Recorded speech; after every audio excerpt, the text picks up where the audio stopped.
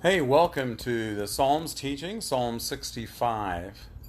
Mighty praise belongs to God. Yes, God in Zion. God really anywhere, wherever we are, we need to give Him praise. And we put our hope in God. To you, even though our lives are overwhelmed with sin, God forgives, and we can praise Him for that. Apply that to what Jesus said on the cross. He said, Father, forgive them, for they don't know what they're doing. And how Exodus chapter 34, Moses talks about how God forgives wickedness, rebellion, and sin. God doesn't just forgive, the easy sins. He forgives the tough ones, the ones that people absolutely rebel. When our lives are overwhelmed with sin, God can forgive. And what joy He brings to us. It's good news. He brings good fortune to those. And for all of those He chooses to bring to Him, who He brings to live with Him, it's good news. There's lots of joy. There's plentiful, there's bountiful joy for those with God. Psalm 65, he says that hope is only found in God.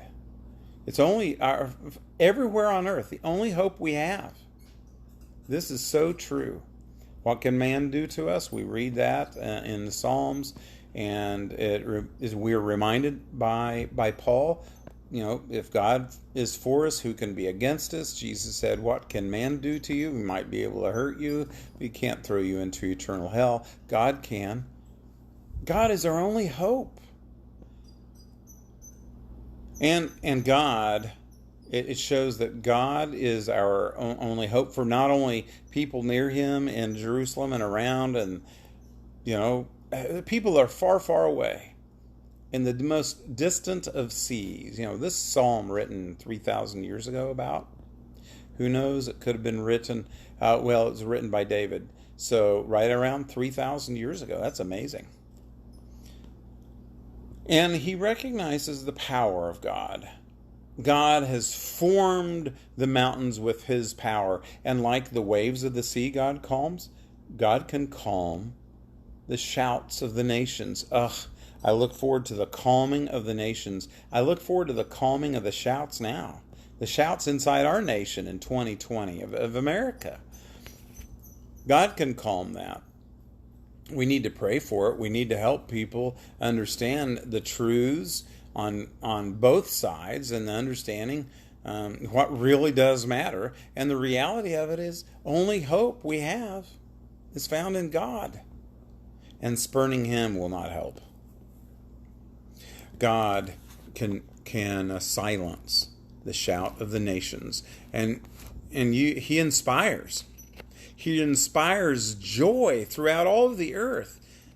He has taken care of the earth. He gives it rich and fertile ground. He gives it bountiful harvest and lots of animals around the meadows and everywhere. God blessed the earth with rain and with crops and with plush pastures and with a great number of herds. And even, didn't say it in this one, I'm thinking fishes of the sea. The animals are all of God's creation, and God can give us abundance. And that's great. That's a reason to joy. That's a reason to give God praise.